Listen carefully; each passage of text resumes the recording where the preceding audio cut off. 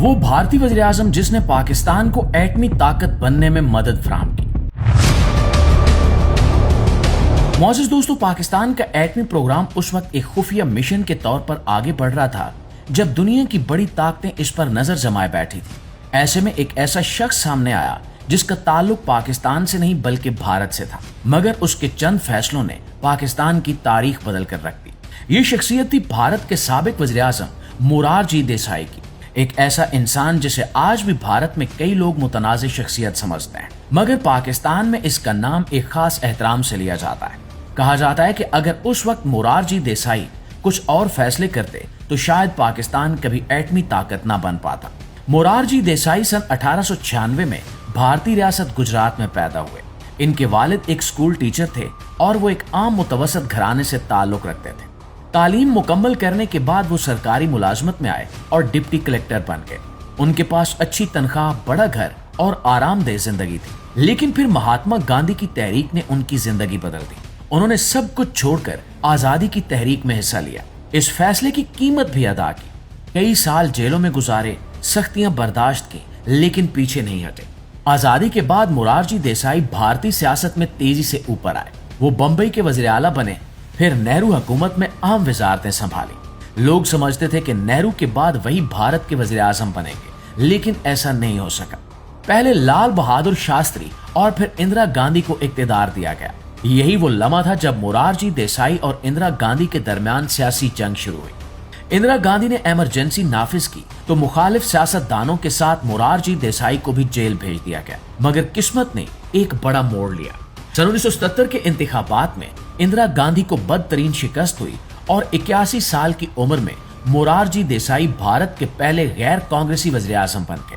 یہ بھارتی سیاست میں ایک تاریخی تبدیلی تھی۔ دوستو، اسی دوران پاکستان میں جنرل ضیاء الحق کی حکومت تھی اور ڈاکٹر عبد القدیر خان کی قیادت میں کہوٹا میں ایٹمی پروگرام تیزی سے آگے بڑھ رہا تھا۔ بھارت کی خفیہ ایجنسی را اس پروگرام پر نظر رکھ رہی تھی۔ را کے کچھ افسران نے مورارجی دیسائی کو بتایا کہ پاکستان کے ایٹمی سائنسدانوں کو خریدا جا سکتا ہے اور تھوڑی رقم خرچ کر کے پاکستان کا ایٹمی پروگرام تباہ کیا جا سکتا ہے، مگر مورارجی دیسائی نے یہ منصوبہ سن کر شدید غصے کا اظہار کیا۔ انہوں نے کہا کہ کسی دوسرے ملک کو نقصان پہنچانے کے لیے ایسے طریقے استعمال کرنا غیر اخلاقی بات ہے۔ اور دوستو، کہانی کا سب سے حیران کن حصہ یہاں سے شروع ہوتا ہے کہ مورارجی دیسائی نے فوراً پاکستان کے فوجی حکمران جنرل ضیاء الحق کو فون کیا اور پوری معلومات دی کہ بھارتی خفیہ ایجنسی کیا منصوبہ بنا رہی ہے۔ اس اطلاع کے بعد پاکستانی خفیہ ادارے حرکت میں آئے اور کئی مبینہ بھارتی جاسوس پکڑے گئے۔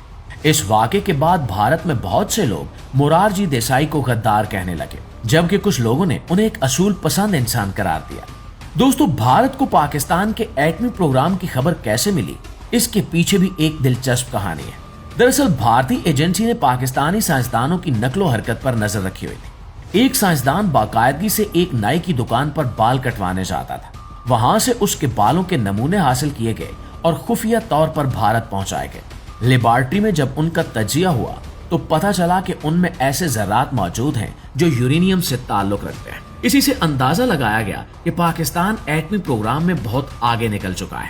دوستو، اپریل 1995 اور 99 سال کی عمر میں مورارجی دیسائی اس دنیا سے رخصت ہو گئے۔